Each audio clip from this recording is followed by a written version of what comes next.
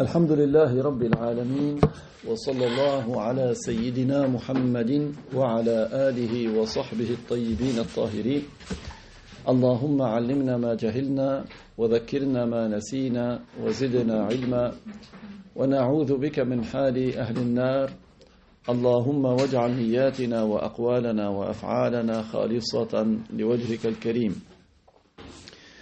La louange est à Allah, le Seigneur des mondes, que Allah honore et élève davantage le rang de notre maître Muhammad sallallahu alayhi wa sallam et qu'il préserve sa communauté de ce qu'il craint pour elle. Nous demandons à Allah qu'il nous fasse apprendre ce que nous ignorons, qu'il nous fasse nous rappeler ce que nous avons oublié et qu'il nous augmente en connaissance, et nous lui demandons de nous préserver de l'état des gens de l'enfer. Nous demandons à Allah qu'il fasse que nos intentions, nos actes et nos paroles soient accomplis sincèrement par recherche de son agrément. قال المؤلف رحمه الله الآيات المحكمات والمتشابهات. Donc le chapitre que l'auteur entame maintenant, ce sont les versets muhkamat ou univoques ou explicites et les versets mutashabihat, c'est-à-dire des versets plurivoques ou non explicites. قال رحمه الله لفهم هذا الموضوع كما ينبغي يجب معرفة أن القرآن توجد فيه آيات محكمات وآيات متشابهات. Donc pour bien comprendre ce sujet, il faut savoir que dans le Coran, il y a des versets qu'on appelle muhkamat et des versets qu'on appelle mutashabihat. Donc les versets muhkamat et mutashabihat. D'accord? Donc, ces versets muhkamat, on appelle en arabe muhkamat, en français, soit explicite, soit univoque. Et on va voir pourquoi avec la définition de ces termes-là. Donc, ayat muhkamat,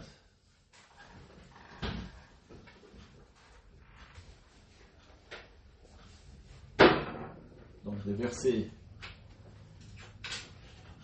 muhkam, donc là on utilise le singulier, ou bien explicite ou univoque,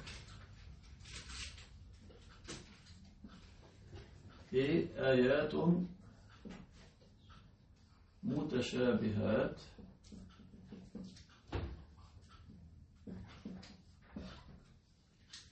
des versets mutashabih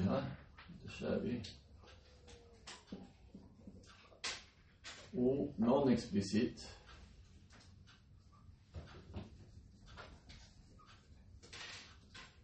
ou plurivoque.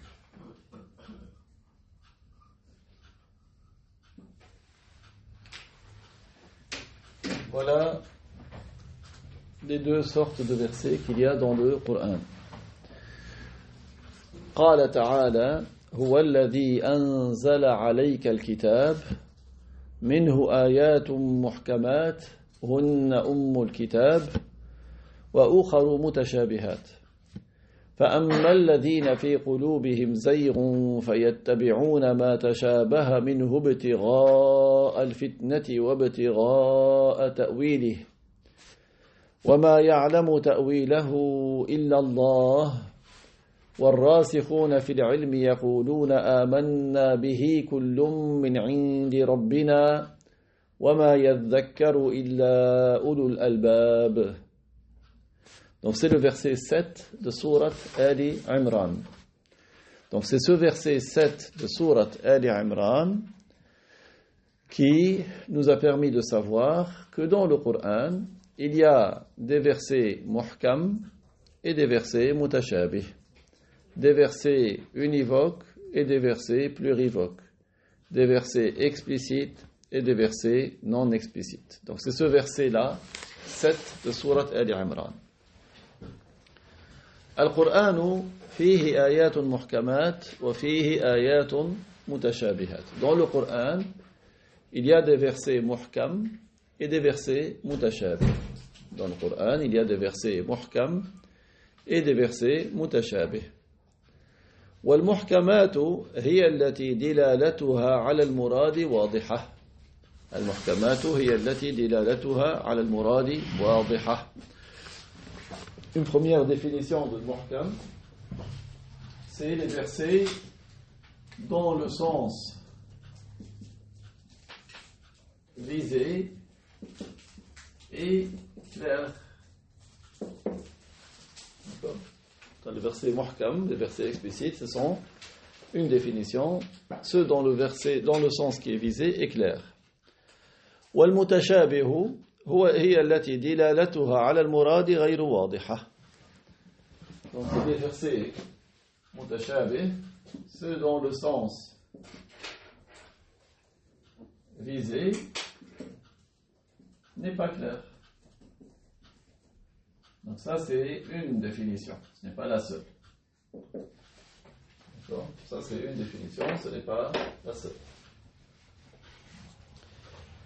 وقد ذم الله تعالى الذين يتبعون ما تشابه منه ابتغاء الفتنة أي الزيغ أي ابتغاء الإيقاع في الأمر المحظور. Allah a blâmé ceux qui suivent, qui recherchent ce qui n'est pas explicite.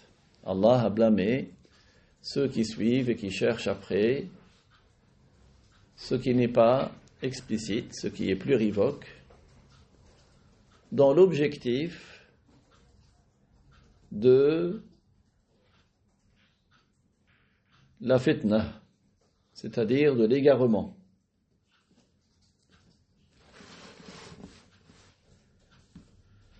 أي ابتغاء الإيقاع في الأمر المحظور لأن المشبهة غرضهم في جدالهم أن يوقعوا السنية في اعتقادهم الباطل. Qu'est-ce que ça veut dire par recherche de la fitna, c'est-à-dire de l'égarement? C'est-à-dire pour faire tomber les gens dans ce qui est interdit. Pour faire tomber les gens dans ce qui est interdit. Car les mushabbihah, qui sont les mushabbihah, ce sont les assimilationnistes. Ce sont ceux qui assimilent Dieu à ses créatures. Ceux qui attribuent le corps, qui attribuent l'endroit, qui attribuent la direction. Parce que les mushabbihah, les assimilationnistes, leur objectif dans le débat,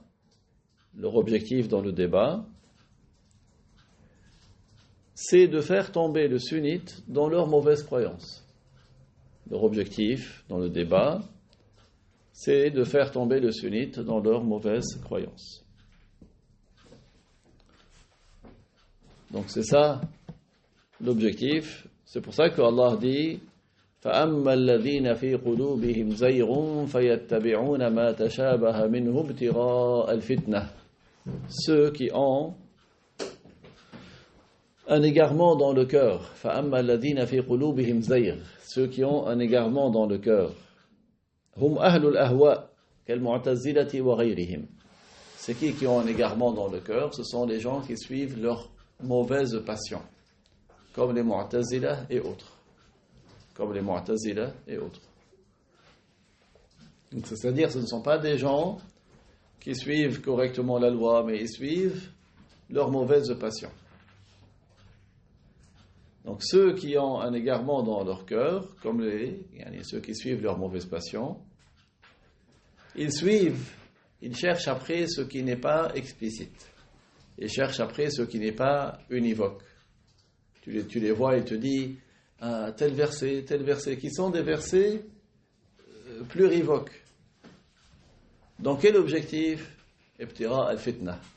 فَأَمَّا الَّذِينَ فِي قُلُوبِهِمْ زَيْغٌ فَيَتَّبِعُونَ مَا تَشَابَهَ مِنْهُ ابْتِغَاءَ الْفِتْنَةِ. Dans l'objectif de faire tomber les gens dans l'égarement. Ibtira al-fitna, c'est-à-dire dans l'objectif de faire tomber les gens dans l'égarement. Ceux qui ont un égarement dans leur cœur, ils cherchent après ce qui n'est pas univoque, ils cherchent après ce qui est plurivoque pour faire tomber les gens dans l'égarement. Vous savez que Allah, s'il le voulait, il aurait fait que tous les versets soient univoques. Pourquoi Allah a-t-il fait qu'il y ait des versets plurivoques et que le prophète et ni des hadiths qui sont plurivoques. C'est une épreuve de la part de Dieu. Allah Ta'ala, il éprouve qui il veut. Comme ça, ceux qui les expliquent correctement, ils seront récompensés, et ceux qui les expliquent mal, ils seront punis en raison de leur acte à eux. Donc c'est pour cela que, alhamdoulilah, que l'un d'entre nous a appris cette classification qui est tirée du Coran et qui a pris la bonne explication. Parce qu'il y a des gens qui tombent dans l'épreuve et ne réussissent pas cette épreuve. وقد حصل في زمن عمر بن الخطاب رضي الله عنه أن رجلا يقال له الصبيغ كان يسأل عن المتشابه على وجه يخشى منه الفتنة. Il est arrivé à l'époque de notre maître Omar ibn al-Khattab, que Allah l'agrée, qu'un homme qui s'appelle Sabir. Cet homme, il posait des questions sur les versets plurivoques, mais d'une manière tendancieuse. C'est-à-dire d'une manière dans laquelle on craint qu'il sème l'égarement. فضربه سيدنا عمر ثم نفاه وأمر أن لا يختلط الناس به. Notre maître Omar l'a puni et il a exilé, il a banni et il a ordonné aux gens de ne pas le côtoyer. Vous voyez? Donc, parce que ce n'est pas quelqu'un qui cherchait après la bonne croyance pour apprendre, non. C'était pour des questions autour de ce qui est plurivoque pour semer la zizanie. وسمى الله تعالى المحكمات الكتاب أي القرآن لأنها الأصل الذي ترد إليها المتشابهات هو الذي أنزل عليك الكتاب منه آيات محكمات هن الكتاب. Donc c'est lui qui a fait descendre sur toi le livre par révélation, ô Muhammad, dans lequel il y a des versets muhkam, univoques, qui sont al-kitab. Qu'est-ce que ça veut dire al-kitab? Ça veut dire la mère, mais ça ne veut pas dire la mère du livre, ça veut dire la référence. Al-kitab, ça veut dire la référence.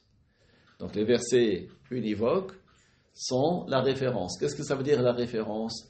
C'est-à-dire, qu'est-ce que ça veut dire une référence? Quand tu dis j'ai pris 2 mètres de tissu. Ta référence, c'est 2 mètres. Donc, la référence, c'est ce à quoi tu te réfères. C'est ça la référence. Quand tu vas pour un travail, tu dis que c'est qui tes références? Les gens à qui on se réfère pour savoir quel est ton niveau. D'accord? Donc, Hunna Kitab, c'est la référence. C'est-à-dire, on se réfère à ces versets qui sont univoques pour la compréhension des versets plurivoques. Parce que les versets du Coran ne se contredisent pas. Ils sont cohérents. Donc, pour expliquer les versets plurivoques, qui peuvent admettre plusieurs sens, on se réfère aux versets qui sont univoques, qui sont la référence. Hunna Kitab, c'est-à-dire la référence. C'est-à-dire ce à quoi on se réfère pour l'explication des versets plurivoques. قال ثم المتشابه قسمان. Par ailleurs, ce qui est mutashabih, il est de 2 catégories. Mutashabih qisman. أحدهما ما لا يعلمه إلا الله كوجبة القيامة. Donc, ce qui est plurivoque, ce qui n'a pas été clairement connu, il est de 2 sortes. Il y a une sorte que seul Allah sait. Donc, il y a une sorte que seul Allah sait. Là, on a 2 sortes de mutashabih. Une sorte que seul Allah sait. Comme l'heure exacte, comme la date exacte du jour du jugement.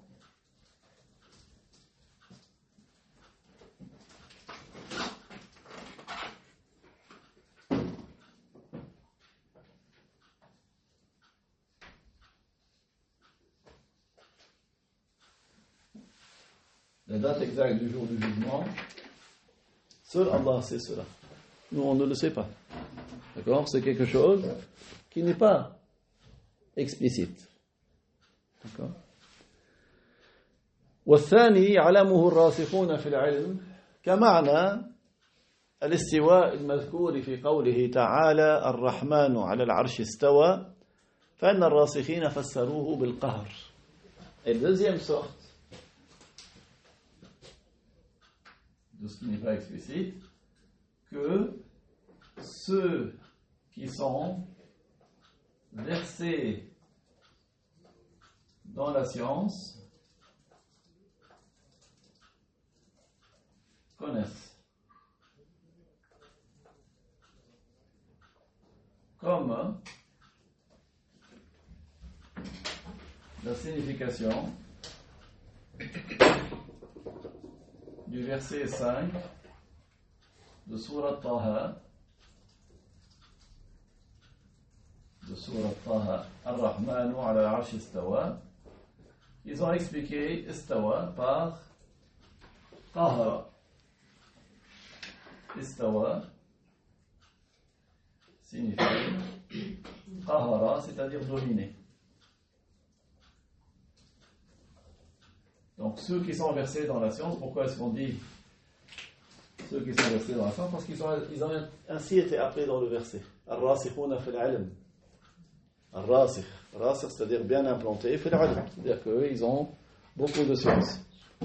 Abdullah ibn Abbas disait, moi je fais partie de ceux-là. Ok.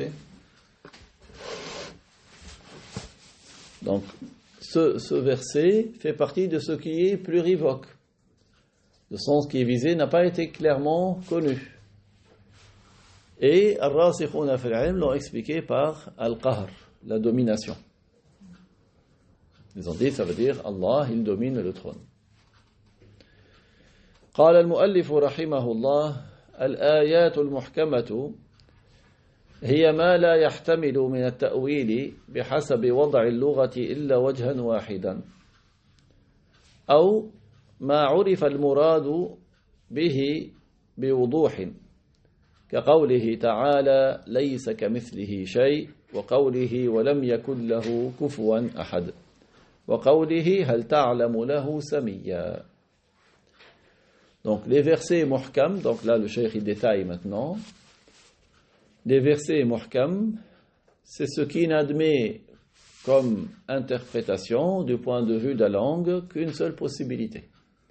Et les versets muhkam, ce sont les versets qui, du point de vue de l'interprétation, du point de vue de la langue, n'admettent qu'une seule possibilité. Il n'admet pas une autre possibilité. Donc toujours la référence, c'est la langue. Parce que le Coran, il est dans une langue arabe claire. Donc, du point de vue de la langue, il n'admet qu'une seule possibilité. Ça, c'est une définition. Ou bien, ce dont le sens qui est visé a été clair, a été clairement connu. D'accord? Donc, ce qui est univoque, ce qui est explicite, le sens qui en est visé est clairement connu. Il a donné des exemples de versets ainsi, comme le verset 11 de Surat Ash-Shura. Laysa kamithlihi shay. Absolument rien n'est tel que lui. Le verset 11 de Surat Ash-Shura. Laysa kamithlihi shay. Absolument rien n'est tel que lui. Wa qawlihi wa lam yakun lahu kufuwan ahad. Le verset 4 de Surat Al-Ikhlas. Et il n'a point d'équivalent aucun. Il n'a point d'équivalent aucun. وَقَوْلِهِ هَلْ تَعْلَمُ لَهُ سَمِيًّا. Et le verset 65 de Surat Maryam. Le verset 65 de Surat Maryam. Lui connaîtrais-tu un seul semblable? Ou sachez une chose, c'est que la plupart des versets du Coran sont univoques. Ceux qui sont plurivoques ne sont pas nombreux. D'accord? Et Allah Ta'ala a fait que ceux qui sont plurivoques, ceux qui ne sont pas explicites, sont une épreuve. قال الشيخ رحمه الله ليعلم أن الآيات القرآنية أغلبها محكمة. Que l'on sache que les versets du Coran sont pour la plupart univoques, pour la plupart sont explicites. La plupart des versets sont univoques, sont explicites. والآيات المحكمة هي التي دلالتها على المراد واضحة. Et les versets univoques ou explicites, ce sont les versets dont le sens qui est visé est clair. Ce sont les versets dont le sens qui est visé est clair. ويقال هي ما لا يحتمل من التأويل بحسب اللغة العربية إلا وجها واحدا. Donc une autre définition encore, ce sont les versets qui n'admettent comme interprétation du point de vue de la langue arabe qu'une seule possibilité. Ce sont les versets qui n'admettent du point de vue de l'interprétation dans la langue arabe qu'une seule possibilité. La langue implique que ces versets-là, les versets univoques, n'admettent qu'une seule possibilité, un seul sens possible du point de vue de la langue. كقوله تعالى هل تعلم له سميا, comme le verset que nous avons mentionné, le verset 65 de sourate Maryam, lui connaîtrais-tu un seul semblable? أي مثلا, أي ليس له مثيل ولا شبيه. Ça veut dire qu'Allah n'a pas de semblable, n'a pas de ressemblant. Allah n'a pas de semblable, n'a pas de ressemblant. ولا يخالف تقسيم الآيات إلى محكم ومتشابه قوله تعالى كتاب أحكمت آياته وقوله كتابا متشابها. Alors, cette classification des versets du Coran en muhkam et mutashabih. Muhkam, on a dit, soit explicite, soit univoque. Mutashabih, soit plurivoque, soit non explicite. Cette classification n'est pas contredite par les deux versets que nous allons mentionner. Le verset 1 de sourate Hud et le verset 23 de sourate Az-Zumar. Le verset 1 de sourate Hud, Kitabun uhkimat ayatuh. Donc il y a le mot uhkimat. Donc il y a tous les versets uhkimat. Et le verset 23 de sourate Az-Zumar, Kitaban mutashabihan. Donc c'est un livre et mutashabih. Donc, mais ça ne veut pas dire que la classification est fausse. Non, on va voir qu'est-ce que ça veut dire ces deux versets. Le premier verset de sourate Hud et le verset 23 de sourate Az-Zumar. قال لأن المراد بإحكامه لما قال قوله تعالى كتاب أحكمت آياته. ما معنى أحكمت آياته؟ أي آياته متقنة. أحكامه أي إتقانه. وعدم تطرق النقص والاختلاف إليه. Alors qu'est-ce que ça veut dire كتاب أحكمت آياته? C'est-à-dire que c'est un livre qui est parfait. Ces versets sont parfaits. Muhkam ici, ça veut dire parfait. Ça ne veut pas dire ici plus univoque. Vous voyez? Donc أحكمت آياته, c'est-à-dire ils sont parfaits. Ces versets sont parfaits. Il n'y a pas de défaut, il n'y a pas de contradiction dans ces versets. C'est ça le sens de Kitabun uhkimat ayatuhu. Et l'autre verset 23 de sourate Az-Zumar, Kitaban mutashabiha, معناه قال بتشابهه كونه يشبه بعضه بعضا في الحق والصدق والإعجاز. يشبه بعضه بعضا في الحق والصدق والإعجاز. Donc le deuxième verset 23 de sourate Az-Zumar, Kitaban mutashabiha. Mutashabih ici, ça n'est pas dans le sens de plurivoque, mais ça veut dire qu'ils se ressemblent. Donc quel sens les versets se ressemblent? Les versets se ressemblent parce que ils indiquent tous la vérité. Les versets se ressemblent parce qu'ils sont véridiques. Les versets se ressemblent parce qu'ils ont tous un caractère miraculeux. C'est dans ce sens-là que Kitaban mutashabiha. Donc c'est un livre dont les versets se ressemblent. C'est pas mutashabih dans le sens plurivoque. Vous avez vu? Donc la classification qu'on a comprise de sourate Ali Imran, le verset numéro 7, n'est pas contredite par le verset 1 de sourate Hud, ni le verset 23 de sourate Az-Zumar. قال والآيات التي ذكرها المؤلف هي أمثلة للآيات المحكمة التي لا يجوز تأويلها أي إخراجها عن ظاهرها. Donc, le cheikh, que Dieu lui fasse miséricorde, a dit les versets que l'auteur a mentionnés à titre d'exemple, donc comme le verset Laysa kamithlihi shay, le verset Walam yakun lahu kufuwan ahad, le verset Hal ta'lamu lahu samiyya. Donc, ce sont des exemples de versets muhkam. Ce sont des exemples de versets qui sont univoques. C'est-à-dire, ce sont des versets qu'il n'est pas permis d'interpréter par un autre sens que leur sens apparent. Ce sont des versets qu'il n'est pas permis d'interpréter par un autre sens que le sens apparent. لأن إخراج النص عن ظاهره بغير دليل نقلي أو عقلي عبث لا يجوز في كلام الله عز وجل ولا في كلام نبيه صلى الله عليه وسلم كما قال الرازي. Pourquoi? Parce que donner au texte un autre sens que le sens apparent, donner au texte un autre sens que le sens apparent, sans preuve textuelle authentique, sans preuve textuelle rapportée, sans preuve textuelle rapportée qui soit authentique, ni preuve rationnelle catégorique, ni preuve rationnelle catégorique. Donc on parle de quoi? On parle du ta'wil. Ta'wil, c'est-à-dire interpréter ici par un autre sens que le sens apparent. Faire le ta'wil, c'est-à-dire interpréter par un autre sens que le sens apparent, lorsqu'il n'y a pas de preuve textuelle rapportée qui soit authentique, ni preuve rationnelle qui soit catégorique, ce serait absurde. Donner un autre sens que le sens apparent, sans preuve pour se détourner du sens apparent, c'est absurde. C'est Allah il dit Hurrimat alaykum al-maytatu, la viande qui provient d'un animal qui n'est pas égorgé est interdite.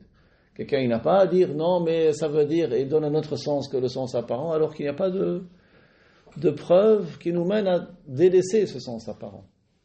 Oui, s'il y avait une preuve textuelle, rapportée, authentique, fiable, et ou bien une preuve rationnelle, catégorique, pour délaisser le sens apparent et chercher un autre sens possible dans la langue, là on fait le ta'wil. Mais s'il n'y a ni une preuve textuelle, rapportée, authentique, ni preuve rationnelle, catégorique, se détourner du sens apparent, faire un ta'wil, c'est absurde. C'est absurde.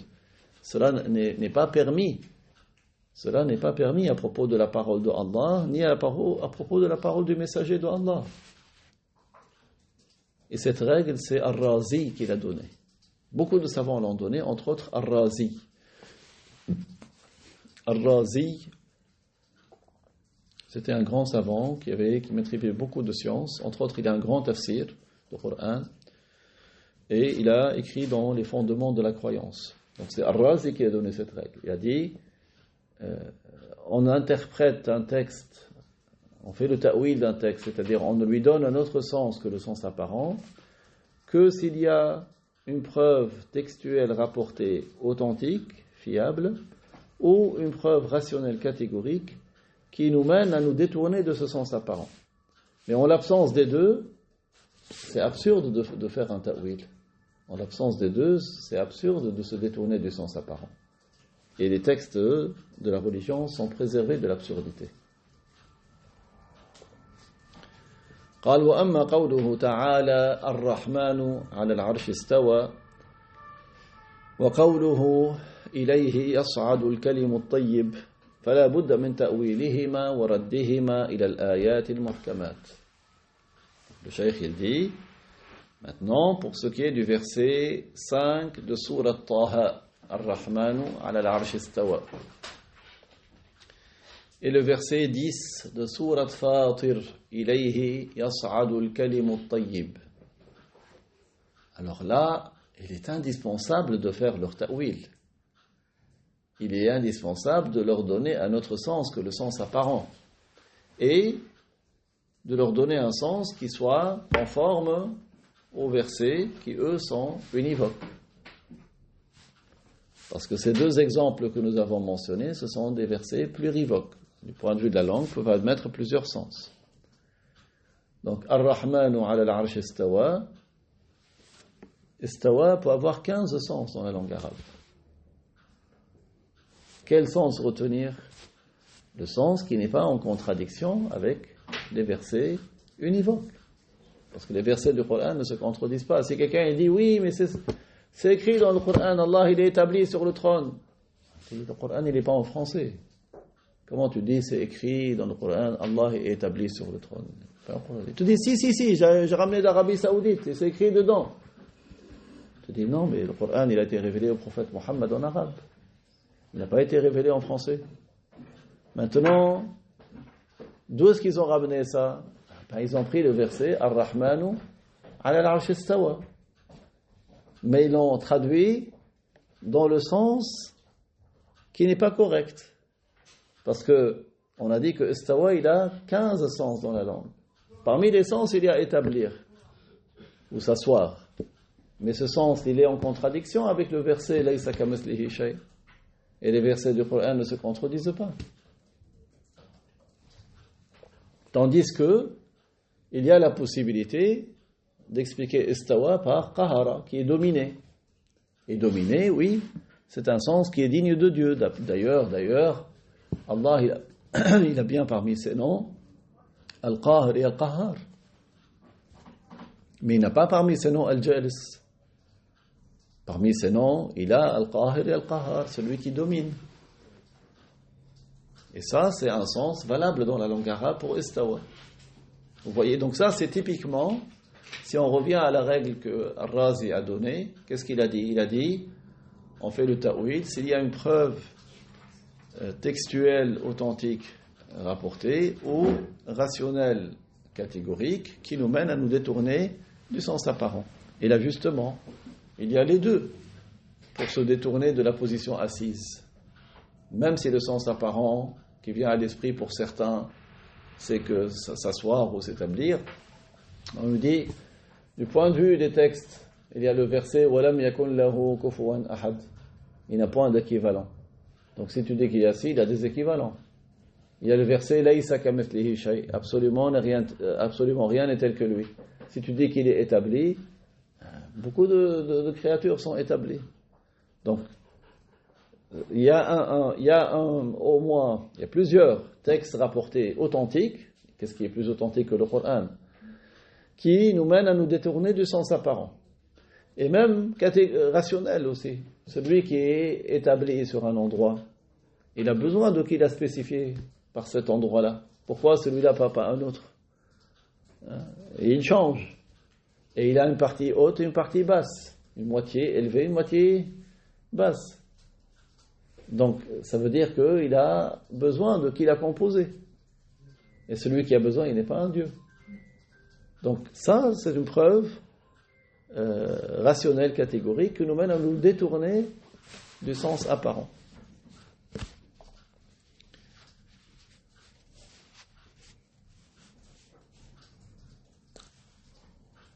La même chose pour le verset Ilayhi yas'adu al-kalimu at-tayyib. Ça ne veut pas dire que vers lui que les belles paroles montent. Ça, c'est le sens apparent. Mais qu'est-ce qui nous mène à nous détourner? C'est que Allah Ta'ala dit Laysa kamithlihi shay, absolument rien n'est tel que lui, donc il n'est pas dans une direction. Et même chose, même argumentation du point de vue rationnel, parce que celui qui est dans une direction, il a besoin de qui l'a spécifié par cette direction. Regardez, le ciel, il est en haut. Qui l'a spécifié par le fait qu'il soit en haut? C'est Allah. Le soleil, il est en haut également. Qui l'a spécifié par cette direction? Il a besoin, c'est pas lui-même qui s'est spécifié. Donc celui qui est dans une direction, c'est pas lui-même qui s'est spécifié par cette direction. C'est un être qui l'a spécifié par cette direction plutôt qu'une autre.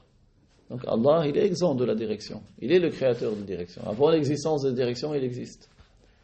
Et après la création de direction, il ne change pas. Parce que le changement, c'est la preuve de la créature. C'est la preuve de ce qui a un début.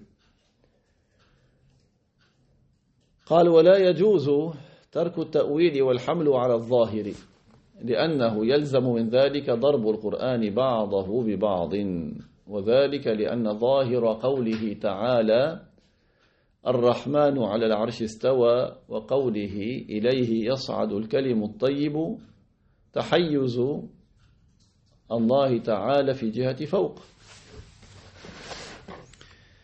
Donc il n'est pas permis de délaisser le ta'wil ici pour ces deux versets-là. Ce n'est pas permis de délaisser l'interprétation par un autre sens que le sens apparent. Ce n'est pas permis ici de retenir le sens apparent. Pourquoi ce n'est pas permis? Parce que le sens apparent implique la contradiction des versets du Coran les uns des autres. Si on retient le sens apparent ici, ça va contredire d'autres versets du Coran. Parce que le sens apparent de Ar-Rahmanu ala al-Arsh istawa et le sens apparent de Ilayhi yas'adu al-kalimu at-tayyib, c'est que Allah serait dans la direction du haut. C'est ça le sens apparent. وقوله تعالى ولله المشرق والمغرب فأينما تولوا فثم وجه الله ظاهره أن الله في أفق الأرض. Quant au verset ولله المشرق والمغرب فأينما تولوا فثم وجه الله, c'est le verset 115 de sourate Al-Baqarah. Le sens apparent de ce verset, c'est que Allah serait à l'horizon, partout sur terre, yani dans tous les horizons. Ça, c'est le sens apparent. وقوله تعالى في حق إبراهيم وقال إني ذاهب إلى ربي. Donc notre maître Ibrahim alayhi salam, quand il est parti de Babel, il était en Irak. Il est parti où? D'abord en Palestine. قال إني وقال إني ذاهب إلى ربي. Donc il a dit, si tu prends le sens apparent, je vais vers mon Seigneur. ظاهره أن الله ساكن فلسطين لأن إبراهيم كان أراد الذهاب إليها. Donc le sens apparent de ce verset, c'est qu'Allah il habite en Palestine, parce qu'Ibrahim se dirigeait vers la Palestine. وهذه الآية أيضا ظاهرها أن الله تعالى في جهة تحت.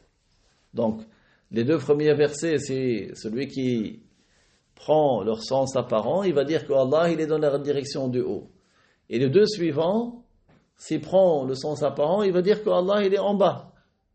Vous voyez, donc retenir le sens apparent systématiquement mène à des contradictions. قال فإن تركنا هذه الآيات على ظواهرها كان ذلك تناقضا. Donc le cheikh il dit, si nous retenons le sens apparent de ces différents versets, ce serait contradictoire. Ce serait contradictoire. ولا يجوز وقوع التناقض في القرآن. Or, ce n'est pas possible qu'il y ait des contradictions dans le Coran. Ce n'est pas possible qu'il y ait des contradictions dans le Coran. فوجب ترك الأخذ بظواهر هذه الآيات. فوجب ترك الأخذ بظواهر هذه الآيات والرجوع إلى آية ليس كمثله شيء. Il est donc obligatoire de délaisser le sens apparent de ces versets. Il est obligatoire de délaisser le sens apparent de ces versets. C'est-à-dire on ne retient pas le sens apparent de ces versets et on se réfère à quel verset? Laysa kamithlihi shay, le verset 11 de sourate Ash-Shura, parce que c'est un verset qui est univoque. Et qu'est-ce qu'on a vu dans tout début du cours? Le verset 7 de sourate Al-Imran, comment Allah a qualifié les versets muhkam? Hunna ummul kitab, c'est-à-dire c'est la référence. Donc, il est obligatoire de se ramener à ces versets-là. Parce que ce sont la référence. Pourquoi ils sont une référence? Parce qu'ils n'admettent qu'un seul sens. Les autres peuvent avoir plusieurs sens. Donc, quels sens sont à éliminer? Les sens qui sont contradictoires avec ceux qui n'ont qu'un seul sens. Quand il y a des sens qui sont en contradiction avec ceux qui n'ont qu'un seul sens, ces sens-là sont à éliminer.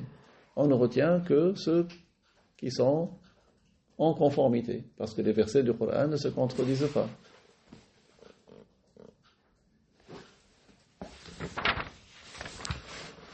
قال وأما من قال جهة فوق تليق بالله وجهة تحت نقص على الله فلذلك لا نؤول الآيات التي تدل ظواهرها على أنه في جهة فوق بل نؤول الآيات التي تدل ظواهرها على أنه في جهة تحت. ما الجواب؟ Alors, vous trouvez certains qui vous donnent une règle qui n'est pas justifiée. Mais si ils vous disent cela, comment répondre? Qu'est-ce qu'ils pourraient dire? Certains disent, la direction du haut, c'est une direction qui est digne de Dieu. Ça indique la perfection pour Dieu. Et la direction du bas, ils disent que c'est une direction qui indique un défaut.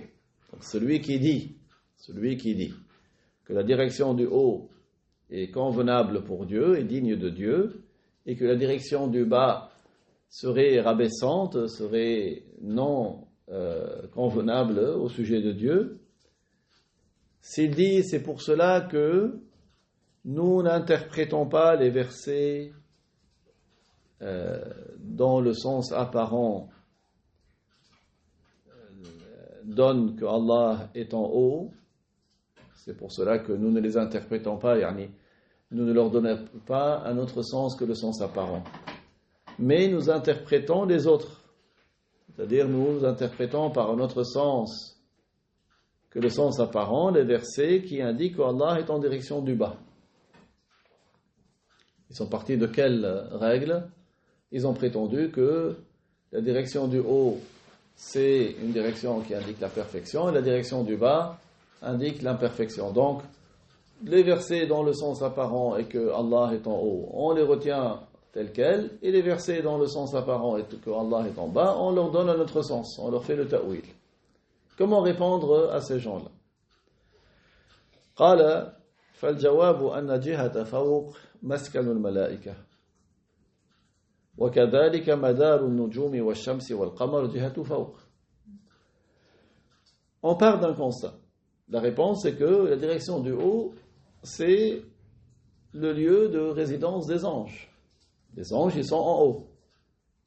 De même, en haut, qu'est-ce qu'il y a? Il y a les étoiles, il y a la trajectoire du soleil, de la lune.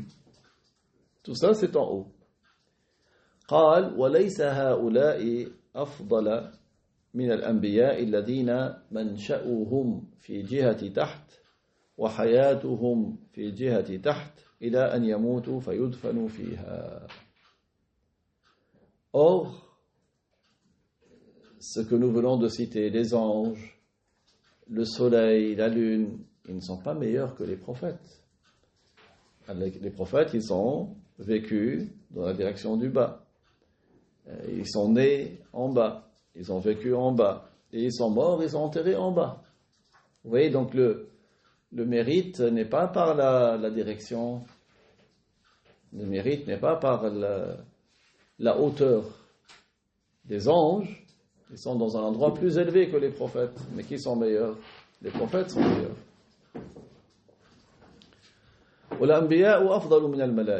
Les prophètes sont meilleurs que les anges. لأن الله أسجد لآدم الملائكة.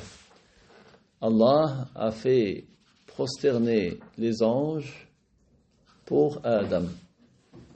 Donc ça veut dire que Adam est meilleur. فسجدوا له والمسجود له أفضل من الساجد.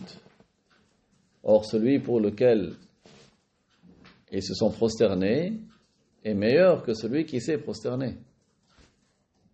Les anges pour qui ils se sont prosternés? Pour Adam. Donc Adam est meilleur qu'eux. Vous voyez? نقول لهم فبطل قولكم جهة فوق كمال لله وجهة تحت نقص على الله. Nous leur disons, votre parole est donc prouvée comme invalide. Lorsque vous dites que la direction du haut est une perfection au sujet de Dieu et la direction du bas est une imperfection au sujet de Dieu, cette parole, elle est invalide. لأن الله لا يتشرف بشيء من خلقه. Règle. Parce que Allah ne tire pas d'honneur par l'une de ses créatures. Allah n'augmente pas en degrés par l'une de ses créatures.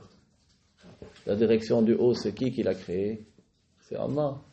Est-ce que vous prétendez que Allah a gagné en honneur et en degrés grâce à sa créature? Non.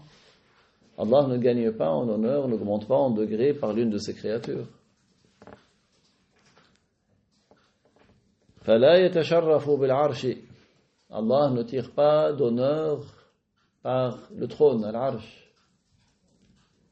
Parce que eux ils disent qu'il est au-dessus du trône. ومن زعم ذلك جعل الله محتاجا لغيره والاحتياج مستحيل على الله. Celui qui prétend le contraire, il aura considéré qu'Allah a besoin d'autrui et le besoin est impossible. Celui qui prétend le contraire, qui dit non, Allah il a tiré profit, il a gagné en degré grâce au trône, grâce à la direction du haut. C'est comme s'il a rendu Allah comme ayant besoin d'autrui. Or, le besoin contredit la divinité. Le besoin est impossible au sujet de Dieu. Celui qui a besoin, il n'est pas un Dieu. بل التحيز في جهة فوق أو غيرها نقص على الله. Être situé dans la direction du haut ou dans une autre direction est un défaut au sujet de Allah. لأنه يلزم من التحيز أن يكون له حد ومقدار. Parce que être situé dans un endroit implique d'avoir une limite et une quantité. Être situé dans un endroit implique d'avoir une limite et une quantité. وَالْمِقْدَارُ لِلْمَخْلُوقِ. Or la quantité, c'est pour la créature. Quand on te dit quelle taille tu fais, combien tu chausses aux pieds, ce sont des quantités. Qui t'a donné cette quantité? C'est Allah. قال الله تعالى وكل شيء عنده بمقدار. Sourate Ar-Ra'd, verset numéro 8. Toute chose que Allah a créée a une quantité. Al-Arsh lahu miqdar. Le trône a une quantité. وَالذَّرَّةُ لَهَا مِقْدَار. Et le grain de poussière a une quantité. وكذلك ما بينهما من الأحجام والأجسام المختلفة. Et même tout ce qui a des tailles intermédiaires entre les deux. Entre le grain de poussière et le trône, tout ça ont des quantités.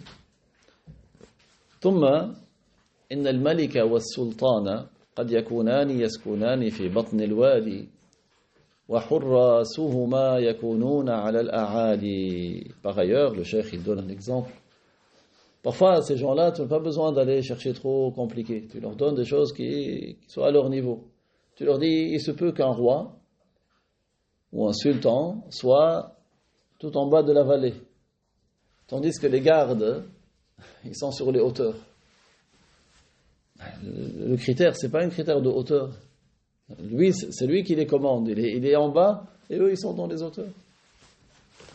فهذا القياس الذي تعتبره الوهابية قياس فاسد لا يلتفت إليه إلا من هو ضعيف العقل فاسد الفهم.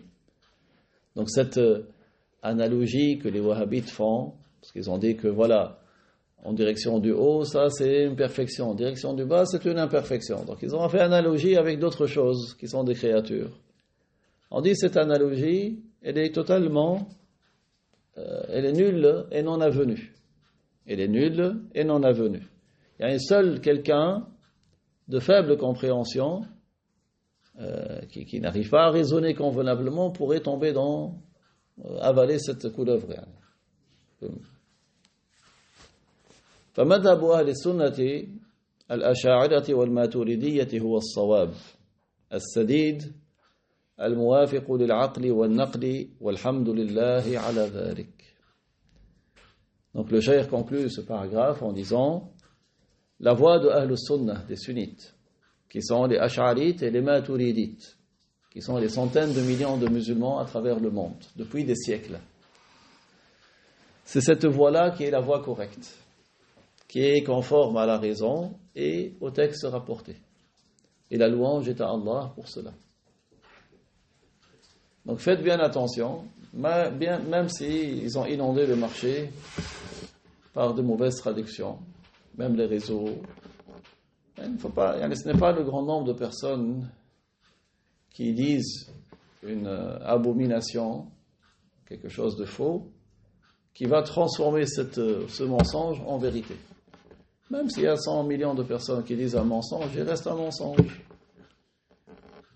Donc vous avez les preuves à partir du Coran, du Hadith, et la raison est témoin de la validité de ce qui est parvenu dans le Coran et dans le Hadith. Donc ces gens-là, ils ont rare. Déjà, à l'origine, dès l'origine, on ne fait pas la traduction du Coran. On fait la traduction du tafsir du Coran. L'explication du Coran que les savants ont donnée, ça on peut la traduire. Parce que chaque verset est un miracle en soi. C'est très réducteur que de dire je vais traduire ce verset. Non. Tu prends l'explication que les savants ont donnée, tu la traduis si tu veux, si tu as besoin de traduire dans une autre langue. D'autre part, ce n'est pas la première fois qu'il y a des non-arabophones qui deviennent musulmans ou que l'islam se propage chez des non-arabophones. Et malgré cela, il n'y a pas eu de prétendue traduction du Coran en indonésien ou en pashtun ou bien en n'importe quelle autre langue. Pourtant, ils sont plus nombreux qu'aujourd'hui. Donc ça se voit que ce sont les wahhabites, les assimilationnistes, qui pour propager leur poison, leurs mauvaises croyances, ils ont prétexté vouloir traduire le Coran. Mais en réalité, qu'est-ce qu'ils ont fait? Ils ont pris les versets non explicites, ils les ont expliqués selon le sens apparent. Comme Allah dit, وَأَمَّا الَّذِينَ فِي قُلُوبِهِمْ زَيْغٌ فَيَتَّبِعُونَ مَا تَشَابَهَ مِنْهُ ابْتِغَاءَ الْفِتْنَةِ وَابْتِغَاءَ تَأْوِيلِهِ. Donc, ceux qui ont une maladie dans le cœur, un égarement dans le cœur, ils suivent ce qui n'est pas explicite, ابْتِغَاءَ تَأْوِيلِهِ, pour le donner l'explication qui n'est pas correcte. ابْتِغَاءَ الْفِتْنَةِ, pour semer la zizanie et les mauvaises croyances. Donc, c'est pour cela que c'est très important.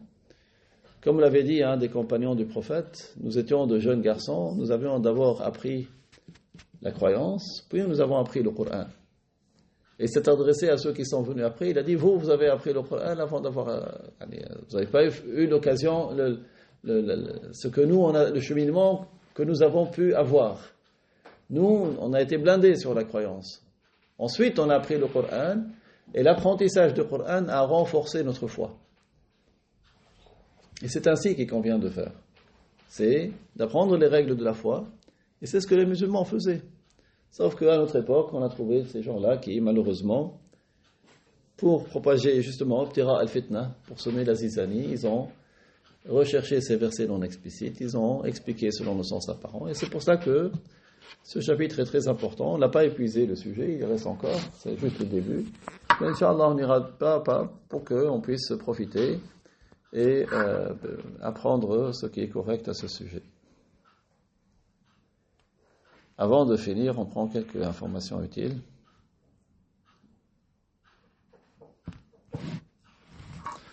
Notre cheikh a été interrogé, quelle est l'origine de cette étoile qu'on appelle l'étoile de David, qui est l'étoile avec six pointes.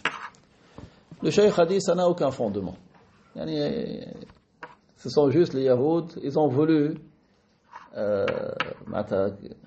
se réclamer de David, et ils ont prétendu cela. Mais en réalité, ce n'est pas une étoile de David. Okay? Donc c'est sans fondement. Donc si quelqu'un la dessine pour ressembler aux Yahouds, ça c'est blâmable. Et s'il le fait cela, pas pour se comparer à eux, ce n'est pas interdit. Il n'y a pas d'interdiction à dessiner une étoile à six branches. Sauf si c'est pour ressembler à... Parce qu'eux, ils sont connus maintenant, ils sont devenus connus pour cela. Mais en fin de compte, ça n'a pas de fondement. C'est pas une étoile de David. D'accord? Et le cheikh a dit, l'image de la Kaaba, quand il n'y a pas de gens autour, il y a juste la photo de la Kaaba, il y a une baraka dans cette image. Et si tu mets cette image sans les personnes, parce qu'on ne figure pas les personnes. Mais si tu gardes juste la photo de la Kaaba chez toi, il y a de la baraka. Il a dit, si on met la photo de la Kaaba à la télé, comme aujourd'hui il y a des retransmissions, même si les gens tournent autour, regardez la Kaaba, il y a de la baraka. Il y a un bien en cela. Regardez la Kaaba, même s'il y a des gens qui tournent autour, tu regardes la télé, il y a de la baraka en cela. On peut la voir en dépôt. Il y a La représentation. Comme il a volé au moment où il est ici. Je ne sais pas s'il y a de la baraka, mais on parle de la baraka ici.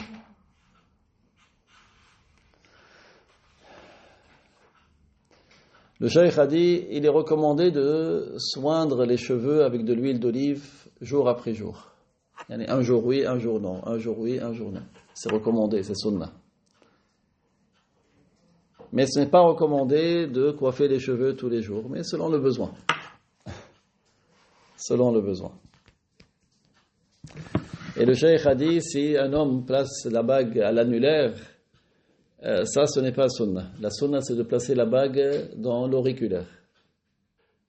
Bon, pour l'homme. Hein. La sunnah c'est dans l'auriculaire, c'est pas dans l'annulaire.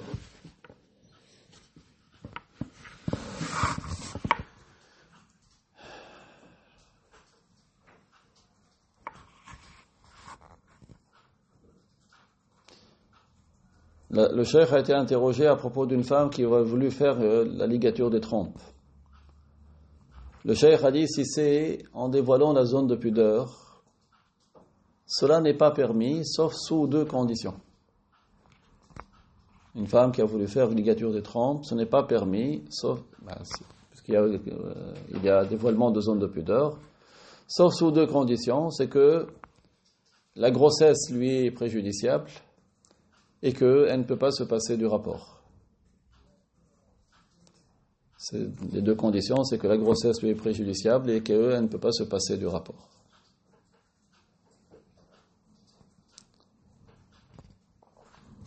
Le cheikh a été interrogé à propos de faire plus qu'un trou dans les oreilles, dans le lobe de l'oreille, pour mettre des boucles. Le cheikh a dit, ce n'est pas l'habitude des musulmans, c'est une habitude des perverses. Ce n'est pas permis. Mais si c'est connu chez certaines musulmanes par le passé, alors on ne l'interdit pas. Mais là, il parle bien du lobe, hein, pas celles qui font... Pas ailleurs. Le lobe. Donc, il a dit, s'il se trouve que dans certains pays, elles mettaient deux, on n'interdit pas. Mais la règle, c'est que ce n'est pas l'habitude des musulmans. Et donc, c'est interdit dans ce cas-là.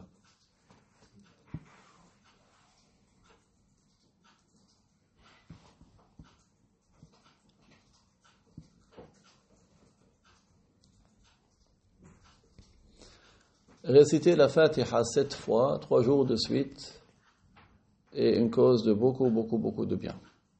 La Fatiha 7 fois, 3 jours de suite.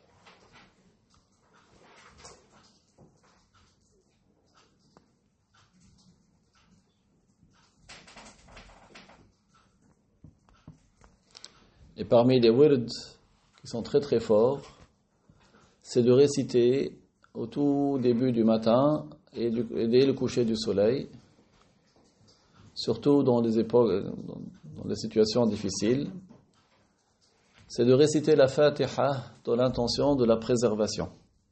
Réciter la Fatiha dans l'intention de la préservation. Puis Ayatul Kursi, puis les 3 mu'awwidhat, Al-Ikhlas, Al-Falaq, Al-Nas. Donc Al-Fatiha, Ayatul Kursi, Al-Ikhlas, Al-Falaq, Al-Nas. Ensuite, 7 fois, Hasbi Allahu, La ilaha illa huwa, alayhi tawakkaltu wa huwa rabbul arshil azim. 7 fois, Hasbi Allahu, La ilaha illa huwa, alayhi tawakkaltu wa huwa rabbul arshil azim. Puis 3 fois, بسم الله الذي لا يضر مع اسمه شيء في الأرض ولا في السماء وهو السميع العليم. Puis 3 fois بسم الله على نفسي وأهلي ومالي بسم الله على نفسي وأهلي ومالي. بسم الله على نفسي وأهلي ومالي. Et bien sûr de faire beaucoup l'istighfar. Au moins 100 fois, et le mieux c'est 300 fois. Rabbi ghfirli ou bien astaghfirullah al-azim wa atubu ilayh. L'istighfar, c'est une cause de beaucoup de bien. Wallahu ta'ala a'lam wa ahkam wa barakallahu fikum. La ilaha illallah, la ilaha illallah, la ilaha illallah. Allahumma salli ala sayyidina Muhammad وعلى آله وصحبه وسلم. اللهم صل على سيدنا محمد وعلى آله وصحبه وسلم. اللهم صل على سيدنا محمد وعلى آله وصحبه وسلم. رب اغفر لي وللمؤمنين والمؤمنات. رب اغفر لي وللمؤمنين والمؤمنات. رب اغفر لي وللمؤمنين والمؤمنات. بارك الله فيكم.